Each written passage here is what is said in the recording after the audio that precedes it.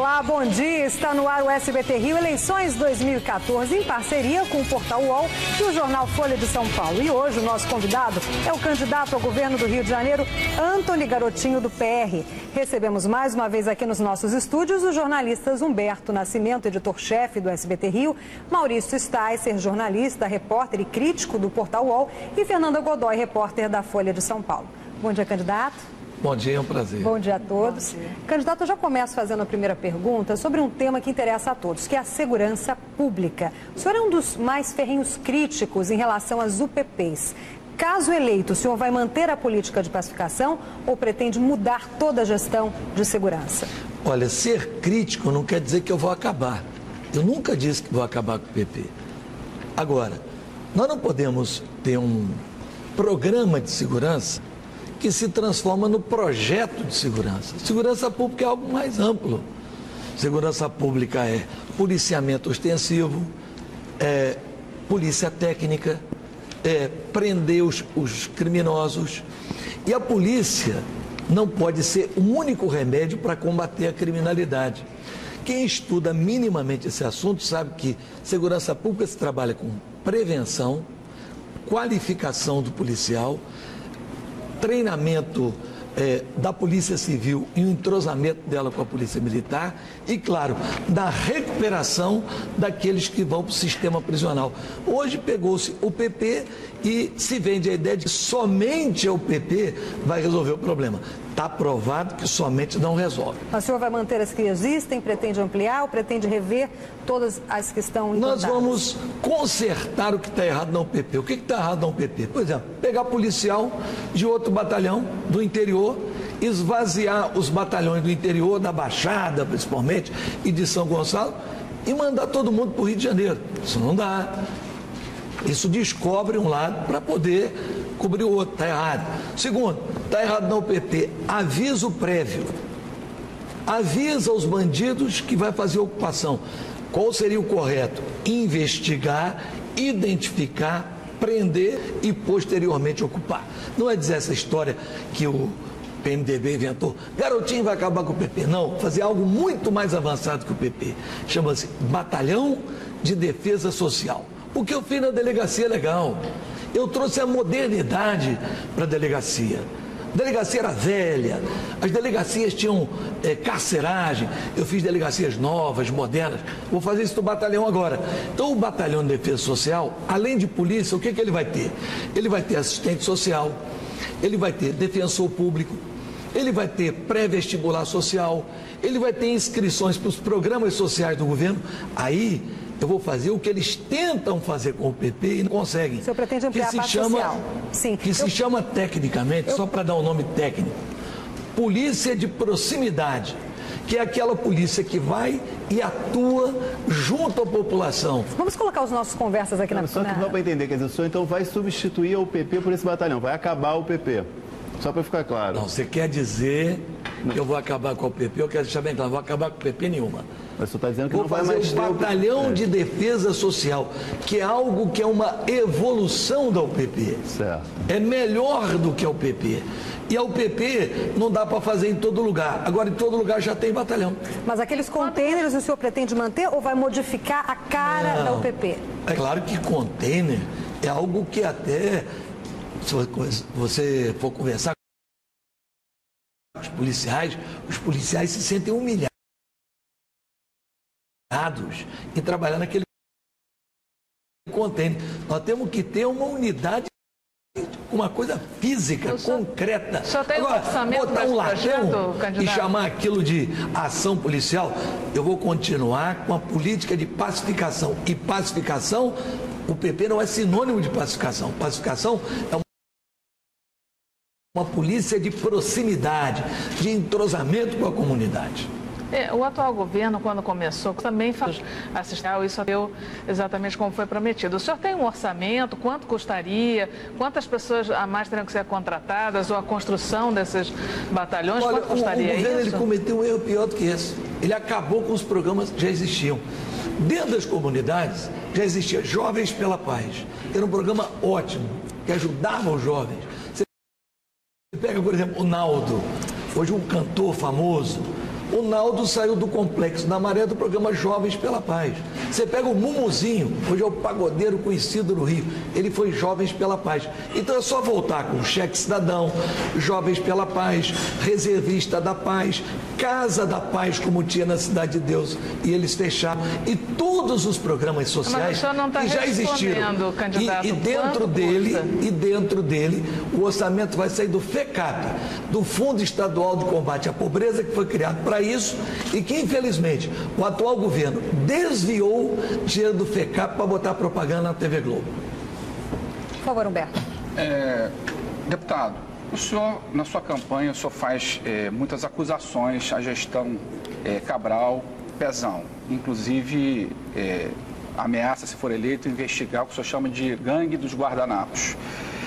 Mas, no seu governo, só teve um chefe de polícia civil que foi preso e 2 ex-secretários do governo, da Rosinha, também foram presos por improbidade. Quem é que ganha esse duelo ético? Olha, eu sou suspeito. A revista Piauí não é proprietária de algum grupo que goste de mim. Pelo contrário, né? Faz parte de um grupo de pessoas poderosas que tem até alguma diversidade comigo. A revista Piauí, quando fez o perfil do governador Sérgio Cabral, reportagens, e está escrito Piauí.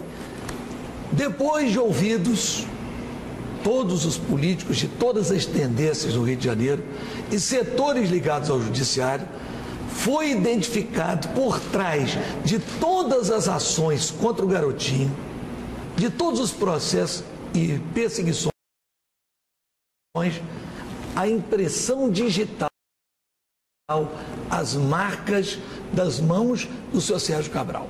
O que aconteceu comigo foi perseguição. Até porque se eu tivesse feito alguma coisa errada, eu teria bens. Como o Cabral tem, por exemplo, mansão em Mangaratiba. Onde é que está o dinheiro que eu desviei? Eu tenho lancha. Eu comprei fazendas, como alguns políticos aí poderosos do estado do Rio de Janeiro. O que eu tenho é a casa que eu herdei do meu pai na cidade de Campos. Onde é que está a fortuna? Eu descobri alguma conta minha no exterior. O chefe de gabinete do senhor Sérgio Cabral, seu Wilson Carlos, na Operação Castelo de Areia, a Polícia Federal descobriu conta dele no exterior. Minha nunca descobriu nada, porque eu não tenho. Candidato, ele citou o Álvaro Lins, por exemplo, foi chefe de Polícia Civil. Ele atualmente está solto depois de cumprir pena. Foi durante a sua gestão como governador que ele foi chefe de polícia. O senhor tinha conhecimento, ou o senhor o defende, acha que... Os atos de perseguição. Tudo aquilo ali, no caso dele e nos outros casos, foi perseguição. Agora, também tem uma vantagem. Se não foi perseguição, cada um que responda pelos seus atos. Diferente do chefe de polícia, do Cabral, que foi protegido por ele, porque ser preso... Tem ainda, o senhor ainda tem se eu me encontrar contato? com ele, eu cumprimento ele, qual é o problema? Não vou tratar ninguém como leproso, não. Por quê? Faço a pergunta. Fernanda. Pois não, Humberto. Não, vai. Não, é o seguinte, candidato, no seu programa de governo, aparecem muito, e o senhor mesmo já citou agora, reativar, recriar, reinventar, revitalizar, de trazer de volta as marcas da sua gestão? Não, apenas porque esse amor pelo passado, candidato? Eu sou o único candidato que já fiz. Outros candidatos não podem dizer, eu vou retomar, porque nunca fizeram nada. Eu já fui governador. Então eu posso chegar e dizer assim, olha, eu vou fazer mais restaurantes populares, porque eu já fiz. Né? Eu vou fazer mais farmácias populares, retomar o programa que hoje está abandonado, porque eu já fiz. Eu posso dizer, eu vou fazer mais saneamento básico, mais casas populares. Eu fiz 28 mil casas populares. O outro candidato vai chegar aqui e vai dizer, eu vou, porque não fizeram.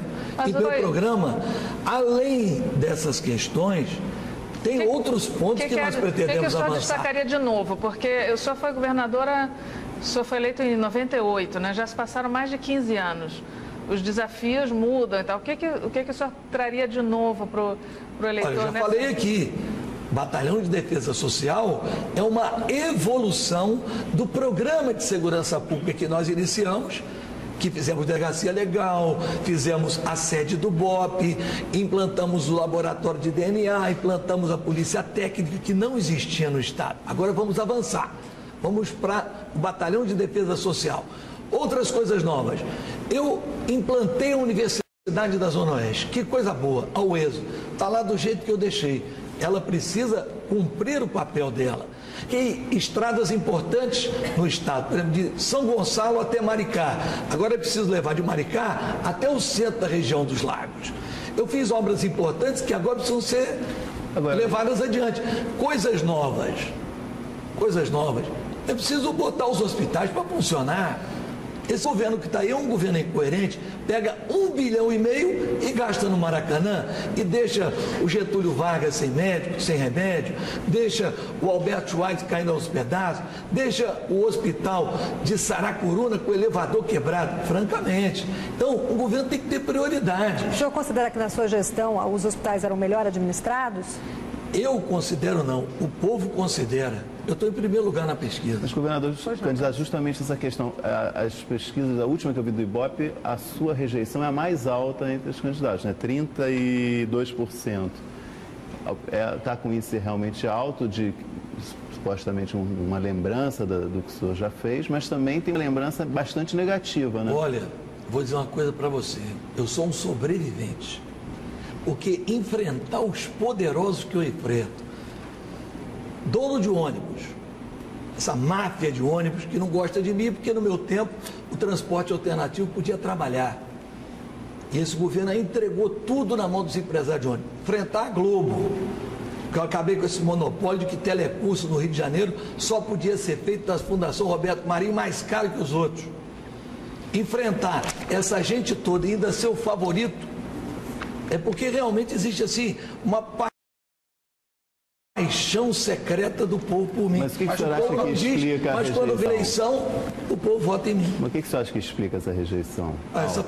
Olha, você sabe desde quando não dou entrevista da TV Globo? Desde 2006.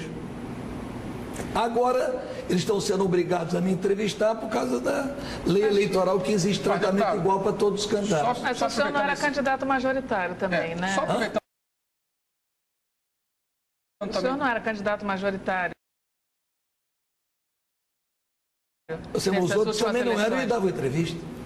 Só aproveitando o gancho da pergunta, o senhor falou que um candidato de alianças para uma eleição, né, e o senhor não conseguiu montar, né? Foi uma dificuldade, fechou no final do prazo, conseguiu uma aliança, conseguiu agregar o PROS. O que o senhor explica essa dificuldade de relacionamento com a política do Estado? Por que o senhor não consegue agregar? Está relacionado a esse índice de rejeição? Não, está relacionado à minha preferência. Eu fiz aliança com o povo. O povo está muito descrente dos partidos políticos e dos políticos. Então a minha aliança é com você que está nos assistindo em casa. Eu fiz essa aliança preferencial. Eu não quero fazer tantos acordos com tantos políticos para poder estar livre e fazer aquilo que o povo deseja que o governante faça.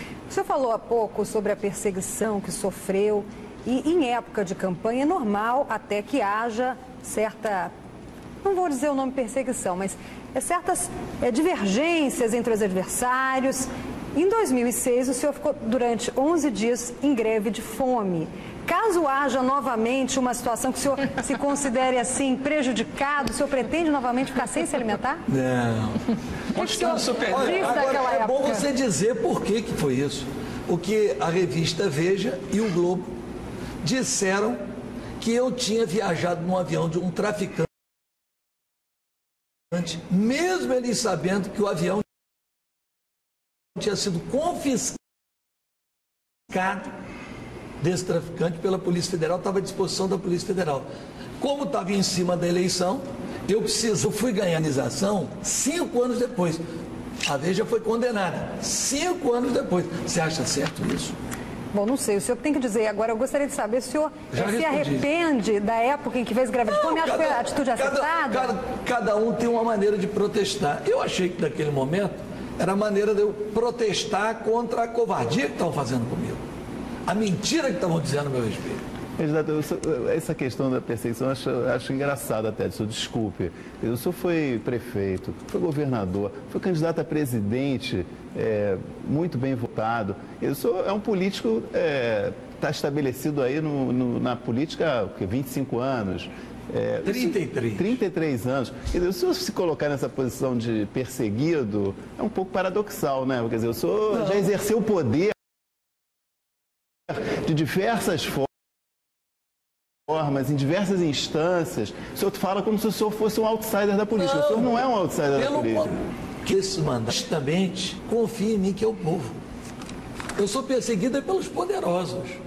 Quem fez campanha, quem tentou me destruir, quem tentou calar minha voz, foram essas elites que sempre acham assim: vou pegar um político, vou botar no bolso, eu pago, eu compro. E eles dizem assim: bom, sobre o garotinho a gente não tem controle, o garotinho é um perigo. Olha, eu vou pedir um pouco um momento para a gente fazer um rápido intervalo.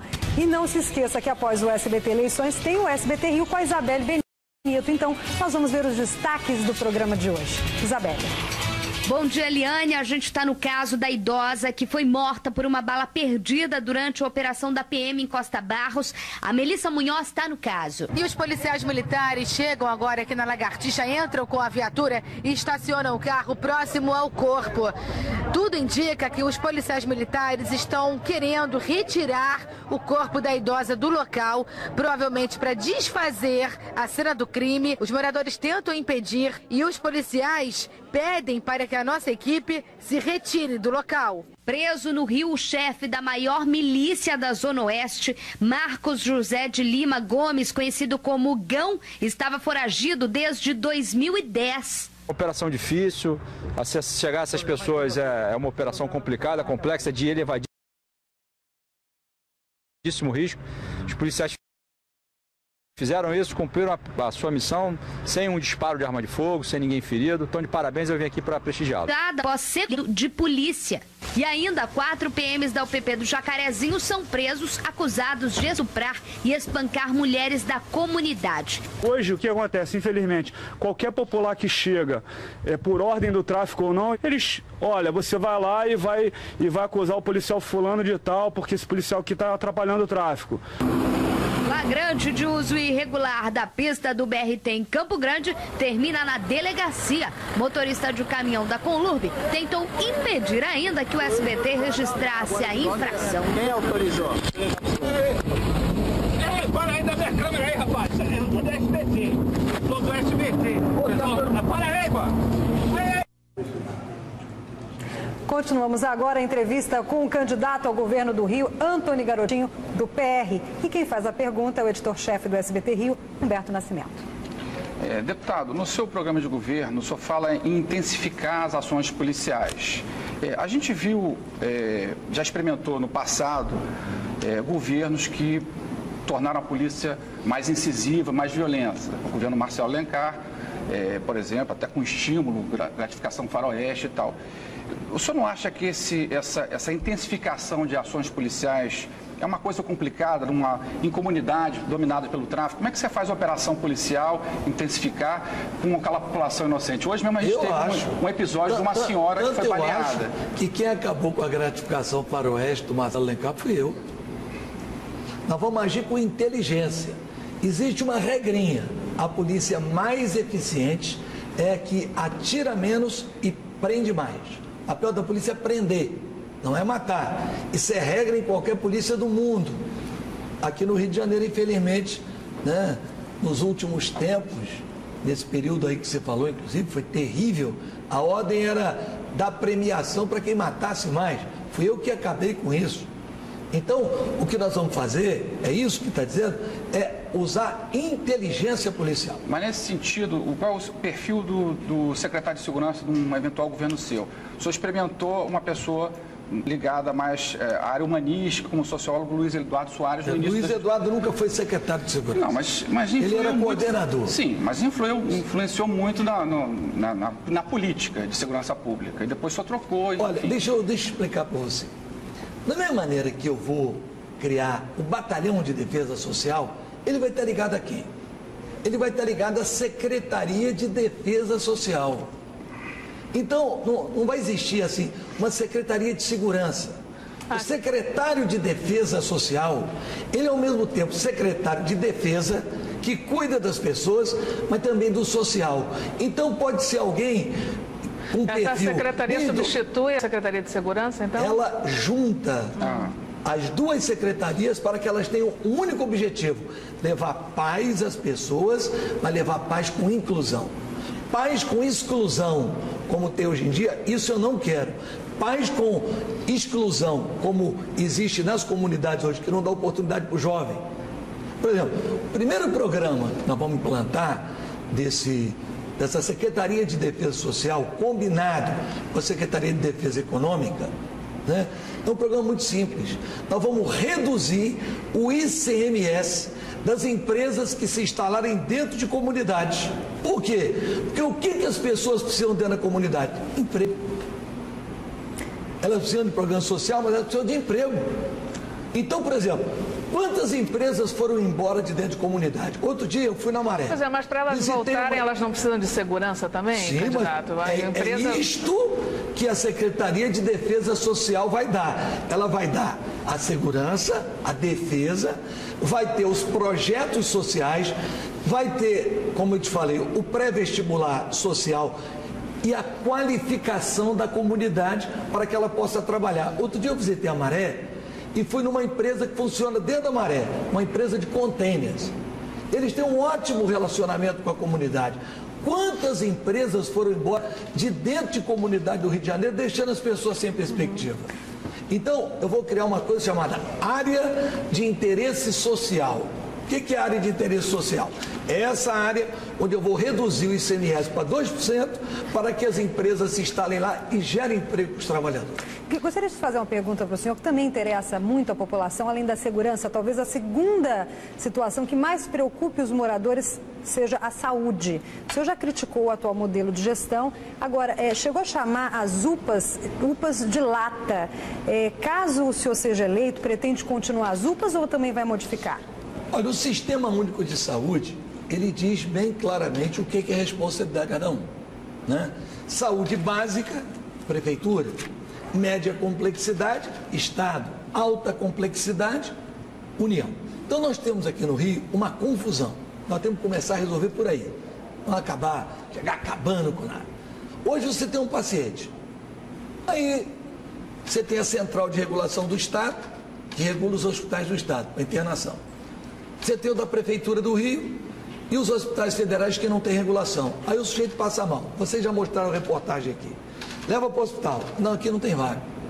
Aí leva para o outro. Se tivesse uma central única, evitaria a morte de tanta gente. Então a primeira coisa a fazer é fazer uma central de regulação única entre os hospitais federais, estaduais e municipais. Para acabar com a peregrinação. Não existe negócio de porque o doente é estadual, porque o doente é federal. O doente é doente. Ele só não pode virar doente funeral, que é o que acaba virando, correndo, porque fica esse jogo de empurra para lá e para cá. Primeiro ponto. Segundo ponto, fortalecer a atenção básica. Os agentes comunitários de saúde. Eu, como secretário de segurança, eu como deputado federal, defendi muito junto a todos os secretários estaduais lá em Brasília, que os agentes comunitários de saúde fossem fortalecidos com o piso nacional para fortalecer a saúde básica. Muita coisa que vai parar em UPA, imposto de saúde, podia ser resolvido pelo programa de estratégia de saúde da família. E o estadual não quis fortalecer, que é o programa Mais Médico. A presidente da República ofereceu médicos para o Rio de Janeiro e pouquíssimos médicos foram utilizados. O Rio de Janeiro precisa de médico. Não, mas tem médico suficiente? Não tem. Pergunte ao povo se tem. Não tem. Só para compreender, então, as como unidades... como é que nós vamos desprezar por vaidade, por orgulho, um programa do governo federal que está dizendo, ó, nós vamos te oferecer médico. Você botar mais médico para a população. E o governo diz, não. Tem médico sobrando no Rio. Não tem médico sobrando no Rio. Só tem médico sobrando no Rio na cabeça de Jirico, do seu Sérgio Cortes, que era secretário de Saúde do Estado do Rio de Janeiro. Candidato, essas duas áreas que nós abordamos agora, segurança e saúde, são duas áreas onde é muito importante a cooperação com o governo federal. Então, eu queria saber como é seu relacionamento com a presidente Dilma e como o senhor imaginaria. O senhor foi muito crítico do governo Lula. Qual é a sua avaliação do governo Dilma? Na época do Lula. Eu fui governador, o presidente era Fernando Henrique Cardoso. Sim. E foi com ele que eu renegociei a dívida do Estado, peguei um Estado quebrado do Marcelo Alencar. Foi com ele que eu reabri todos os estaleiros do Estado, fazendo uma política de combinação de incentivos fiscais com encomendas da Petrobras.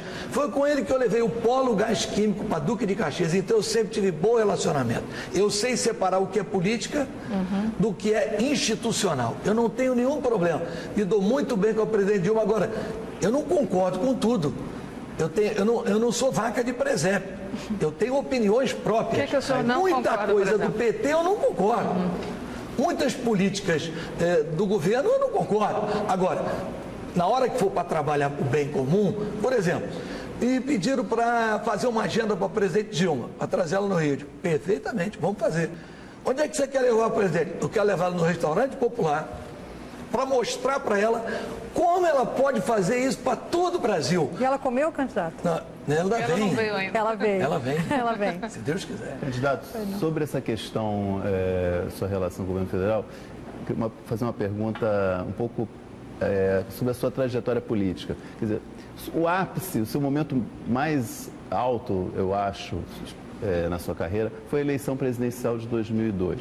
O senhor teve 15 milhões de votos, que proporcionalmente... 16 quase. 15, proporcionalmente, eu acho que até hoje é a votação mais alta de um terceiro candidato, proporcionalmente. 18,9, quase igual. É uma coisa, realmente um desempenho, né, excepcional. Imediatamente ao final do primeiro turno, o senhor resistiu um pouco, mas acabou concordando com a decisão do PSB de apoiar o PT no segundo turno da eleição. Mas assim que o governo Lula começou, o senhor imediatamente se tornou uma voz crítica, né, do governo, e em junho, julho de 2003, o senhor foi expulso do PSB. Né, saiu do PSB.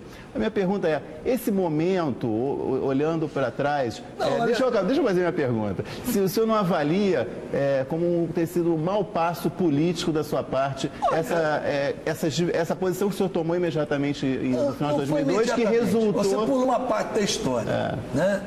Qual foi a história? O Lula, acabada a eleição, não foi assim exatamente como você contou, antes de acabar a apuração, ele me liga. Disse, você vai me apoiar? Eu falei, você não tenha dúvida. Eu fui coordenador da sua campanha na chapa anterior, na eleição de 98, da chapa Lula-Brizola. Eu fui candidato, mas é óbvio que eu não vou apoiar um partido que tem um projeto liberal. Eu sou um cara comprometido com o povo, com o trabalhador. Então, eu vou lhe apoiar. Muito bem. Apoiei ele, teve uma grande votação no Rio. No primeiro turno no Rio, ele perdeu para mim. Eu tive mais votos do que ele. No segundo turno, a nossa votação foi recorde. Aí vem a composição do ministério. E o Lula me chama para ser ministro. No dia até que eu estava entrando lá, o Ciro estava descendo. A ex-esposa dele, a Patrícia Pilar, e eu estava subindo com a Rosinha. Aí ele falou assim, ó, ele vai te convidar para ser ministro. Ele me convidou, você topa? Eu falei, rapaz, eu não sei não, vamos ver isso aí, como é que vai ficar. Ele disse, eu topei. Aí eu cheguei lá, sentei e tal. O Lula virou para mim e falou assim, e aí, bateu na minha perna, aquele jeitão dele. Vamos trabalhar? Eu falei, vamos trabalhar. E aí, você quer ser ministro de quê? Ele falou, você já foi prefeito 2 vezes, já foi secretário de agricultura do Brizola, já foi secretário disso, já foi daquilo, foi governador. Então, você escolhe aí. Aí eu falei, presidente, eu não queria ser ministro, não. Mas como não quer ser ministro? Todo mundo quer ser ministro do meu governo. Eu estava até pensando em fazer um Ministério do Brasil, convidar o Brizola, convidar o Itamar, você, o Ciro. Aí eu ser muito franco. Olha, não sei se convidar o Brizola e o Itamar, se eles vão aceitar, né? Porque, por exemplo, como é que o senhor vai demitir o Brizola um dia? É complicado. Se tiver um problema, como é que vai fazer? Como é que demite um ex-presidente da República? Aí o Zé Disseu, que estava na conversa, estava na sala, ele, o Zé Disseu e a Rosinha. O Zé Disseu, eu falei, tá vendo? Parece que eu e o garotinho combinamos. Eu falei isso tudo para ele aí. Aí ele virou, mas você tem que aceitar. Aí que começou a confusão. Eu falei, não, eu não vou aceitar. Aí o Zé Disseu virou para ele e disse, sabe por que ele não quer aceitar? Porque ele quer pegar seu lugar. Ele teve muito voto nessa eleição, ele vai torcer para o seu governo dar errado, porque ele quer ser presidente da República. Eu falei, pô, Zé, você já está fazendo fofoca aqui antes do governo começar? E botou aquilo na cabeça do Lula. Aí o governo da Rosinha começou e eles começaram a perseguir o governo da Rosinha. Aí eu tive que defender politicamente o governo da Rosinha, porque foi uma perseguição do PT, porque eles viam assim, o único candidato popular que tem condições de enfrentar o Lula numa campanha, e havia demonstrado com 1 minuto de televisão, é o garotinho. Então vamos matar ele no nascedouro. Como é que mata ele no nascedouro? Ele não tem mandato. Como que eles perseguiram o governo da Rosinha? Olha, o primeiro dia de governo, essa pergunta eles bloquearam o ICMS do Estado. Primeiro dia do governo, de uma dívida que a Benedita tinha deixado. Que não tinha nada a ver com isso. Maurício, depois você continua com a palavra. Por favor, garotinho, também responda com mais detalhes. Vamos tomar uma água agora. Em 2 minutos estamos de volta. Fique agora com os destaques do SBT Rio, que começa logo após o SBT Eleições. Isabel Benito, quais são os destaques do programa de hoje? Olha, Eliane, um dos casos de maior repercussão hoje no SBT é mesmo da idosa morta por bala perdida durante a operação da PM em Costa Barros. Melissa Munhoz traz mais detalhes. E os policiais militares chegam agora aqui na Lagartixa, entram com a viatura e estacionam o carro próximo ao corpo. Tudo indica que os policiais militares estão querendo retirar o corpo da idosa do local, provavelmente para desfazer a cena do crime. Os moradores tentam impedir e os policiais pedem para que a nossa equipe se retire do local. E na Baixada, uma quadrilha é presa após sequestrar e torturar mulher de delegado de polícia. E mais, preso no Rio o chefe da maior milícia da Zona Oeste, Marcos José de Lima Gomes, conhecido como Gão, estava foragido desde 2010. Operação difícil, chegar a essas pessoas é uma operação complicada, complexa, de elevadíssimo risco.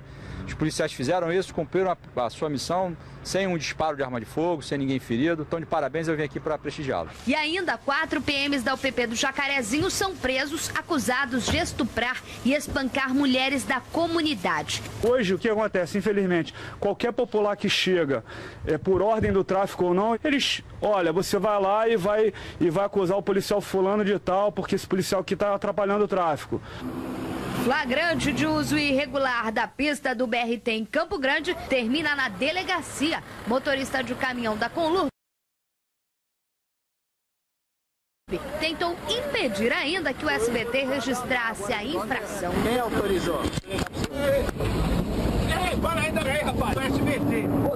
Para aí, mano.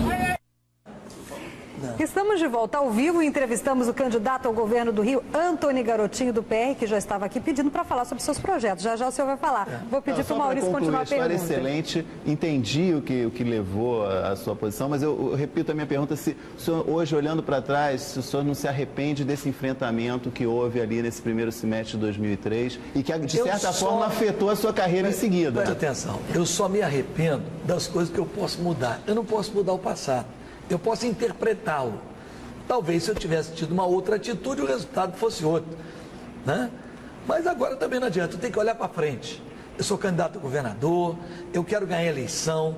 Eu fui governador com 38 anos, eu era muito jovem, uma pessoa que trabalhou muito. Eu fiz 28 mil casas populares, eu fiz obras importantes em todo o estado. Se você pegar e olhar a Baixada Fluminense, falta muita coisa, mas o que tem fui eu que fiz. Pega Nova Iguaçu, Estrada de Madureira, eu asfaltei mais de 1.500 ruas. O viaduto do centro de Nova Iguaçu fui eu que fiz. Restaurante popular fui eu que fiz. Conjunto da Lagoinha fui eu que fiz. Você chega em Caxias, na entrada tem o Trevo das Missões, fui eu que fiz. Farmácia Popular fui eu que fiz. Pega o bairro do Pilar, Santa Cruz da Serra, Avenida Automóvel Automóvel Clube, tudo eu que fiz. Chega em São Gonçalo, Jardim Catarina, eu que asfaltei. Viaduto Colubandê, fui eu que fiz. Você pega ali a duplicação, como eu falei, de Tribobó até Maricá. Então, eu fiz grandes obras para o Estado. E agora quero fazer mais. E com uma diferença, eu tinha 38 anos. Faltava esse negocinho aqui, de cabelo branco. Sei que já tem alguns agora também, né? Sabe que a gente vai ficando velho e a gente vai ficando experiente, maduro, né? Então, certeza que se 80% de aprovação, tanto que a Rosinha foi eleita no primeiro turno, eu não tenho dúvida que esse governo agora vai ser muito melhor do que foi o outro. Candidato, o senhor falou que é um candidato do povo, popular, por isso eu peço que o senhor responda as perguntas que interessam realmente ao cidadão, como, por exemplo, transporte. Eu peço ao Humberto Nascimento que faça uma pergunta nesse sentido. Deputado, na década de 90, o governo privatizou aqui no Rio o trem, o metrô e as barcas. Queria saber como é que o senhor avalia essa gestão privada, se o senhor considera melhor ou pior do que a pública, e se o senhor vai fazer algum tipo de intervenção em relação aos trens na Supervia. Andou falando aí que não concorda com algumas coisas. Bem objetivo, eu vou auditar todos os contratos de concessão do Estado. Todos serão auditados. Quando os trens eram públicos, eles chegaram a transportar 1.200.000 pessoas. Hoje eles são privados e não alcançaram ainda 650 mil. Quando eu peguei poucos mil, eu deixei em 400 e poucos mil e eles em 8 anos aumentaram 100 e poucas mil pessoas. Eu vou auditar, porque, por exemplo, o Sérgio Cabral deu mais 28 anos para a Supervia. Por quê? O que ela fez para merecer mais 28 anos? Só porque a mulher do Sérgio Cabral é advogada da Supervia? O trem é um horror. Auditar quer dizer que só pode romper esse contrato? E pode romper esse contrato? Pode, por que não? Ou então, obrigá-los a fazer os investimentos que correspondam à prorrogação do contrato. Por exemplo, o metrô, a mesma coisa. Ele deu prorrogação de contrato. Por que deu essa prorrogação de contrato? Porque qual foi o investimento que eles fizeram para merecer isso? Não estou dizendo a você que prorrogação de contrato não é algo que seja possível. Mas é possível desde que você dê uma contrapartida da empresa concessionária. Já quero deixar claro, tem uma que eu não vou nem auditar. Já vou cancelar no primeiro dia. A privatização do Maracanã. Isso é um absurdo. Pegar e investir R$1,5 bilhão de reais e depois do Maracanã, aquele espetáculo maravilhoso, toma aqui esse brinquedinho que custou R$1,5 bilhão, que eu me endividei, e dá para o seu Ike Batista. Faça favor. Maracanã tem que ser administrado pelo Estado. Para quê? Para que todos os clubes possam jogar lá e para que volte a ter um ingresso acessível à população. Hoje o ingresso do Maracanã virou um estádio de elite. O povo não pode entrar. Um cachorro quente dentro do Maracanã é um absurdo. Um saco de pipoca parece que você está na Disneylândia. É um negócio fora do padrão do povo. Então essa não tem discussão. As outras eu vou auditar. Essa eu quero assumir aqui um compromisso. Primeira semana de governo, vamos romper o contrato, até porque o Estado não recebeu nada por isso. Vai romper o contrato e quem assume? O próprio Estado ou uma nova licitação? O Estado sempre administrou o Maracanã, através da Sudeste. Candidato, vamos falar um pouquinho de educação. O senhor está propondo reinventar os brisolões, né, os CIEPs, na concepção original de educação em tempo integral. Está sendo feito um resgate do governador Brizola nessa campanha, de alguma maneira? Olha, porque o candidato Lindbergh também defende isso. Não é que esteja sendo feito um resgate.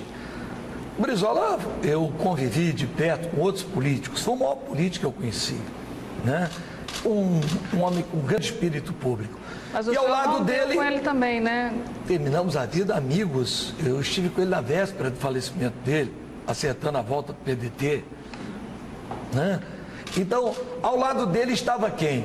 Uma pessoa que sempre me apoiou em todas as minhas iniciativas, o professor Darcy Ribeiro. Um homem que tinha uma visão muito clara e dizia assim: uma criança com 7 anos está formando a sua vida. Se ela aos 7 anos perder a oportunidade, ela não vai recuperar na frente. É melhor investir nela agora do que investir depois num preso. Então, nós temos que investir maciçamente em educação. Escola de tempo integral é a forma, só que tem um problema, e esse problema nós identificamos. Mais da metade dos CIEP já foram municipalizados, passaram para as prefeituras, não está em poder do Estado. Então o Estado vai ter que fazer uma articulação e colocar alguém que entenda de educação na Secretaria de Educação. Pelo amor de Deus, botar um tal de risório, você não até de pastel. Você tem economista, não entende absolutamente nada de educação. Você sabe qual é a visão dele? Sala com menos de 20 alunos, fecha que dá prejuízo. Secretário, educação é investimento. Não é para dar lucro. A mentalidade do secretário é botar ar refrigerado na escola e fechar. Você tem ideia, você que está em casa, quantas escolas Sérgio Cabral fechou? Ele e Pezão, 203 escolas. Vocês que gostam de número, hoje tem 176 mil alunos a menos nas escolas do Estado do que há 8 anos atrás. Tudo porque um economista foi tomar conta da educação. Vamos botar para tomar conta da educação gente que tinha o espírito da Darcy Ribeiro, que pensa nas crianças, que pensa no educador, que pensa no professor, que ama a educação. Agora, você botar na educação um economista, não vai dar certo. Candidato, nós temos menos de 5 minutos para encerrar, então eu peço, por favor, para o Maurício fazer a sua pergunta. Fazer uma pergunta, como é que está a arrecadação de recursos para a campanha? Quer dizer, você está um partido pequeno, uma aliança pequena, pouco... Está bem, porque a minha campanha, a primeira partida da campanha, a primeira doação, que foi a maior, eu recebi do meu próprio partido. Meu partido logo fez uma doação, porque eu sou de 3 milhões de reais. Né? Foi o próprio partido que doou. Né? Para quê? Para que eu, como candidato a governador, possa repartir com os candidatos a deputado estadual, deputado federal. Nós temos 200 candidatos, deputado estadual e deputado federal. Então, o garotinho foi o que mais arrecadou. Não foi para mim, foi para a nossa campanha. Quanto que o senhor espera gastar nessa campanha?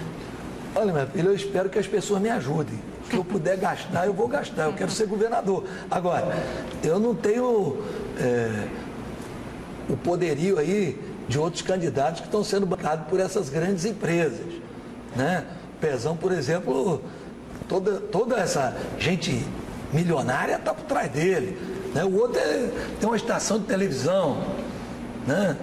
Eu não tenho. Eu tenho o quê? Eu tenho pessoas que querem e torçam por um governo, novamente, que traga esperança para o povo do Rio. As empreiteiras também não estão doando para a sua campanha? Vão doar, certamente. Principalmente porque eu estou na frente. Mas não começaram ainda. Mas daqui a pouco elas vão começar. Você falou da Supervia e tal, que vai rever o contrato. A Supervia pertence à construtora Odebrecht, que é uma das maiores do país. Paciência. Eu não estou preocupado com quem deve, ou com quem não deve, quem vai ajudar, quem é o dono.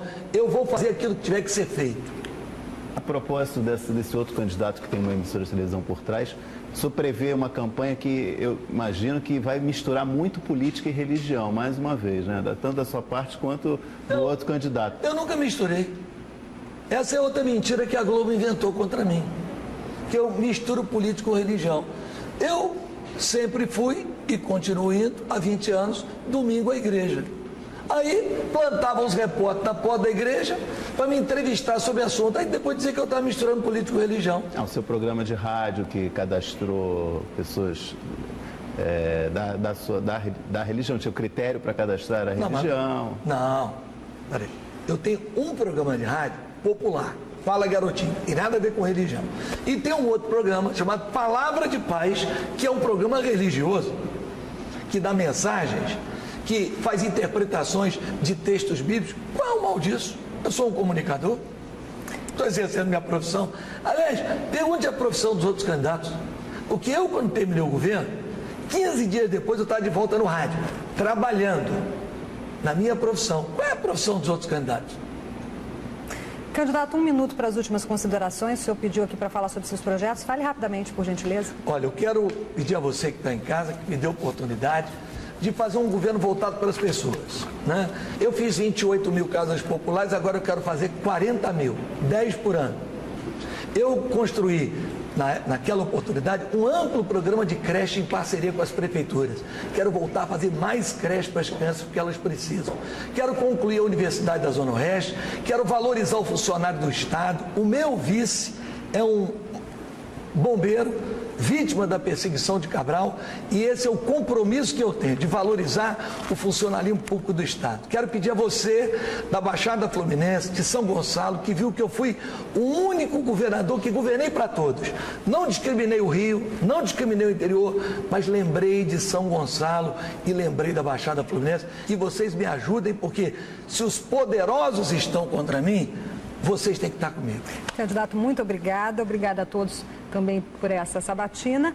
E nós encerramos por hoje, mas ao longo da semana você pode analisar as propostas de todos os candidatos. E nessa quinta o nosso convidado é o Marcelo Crivella, do PRB. A sabatina começa às 11 da manhã. Agora fique com a Isabelle Benito no SBT Rio. Até amanhã.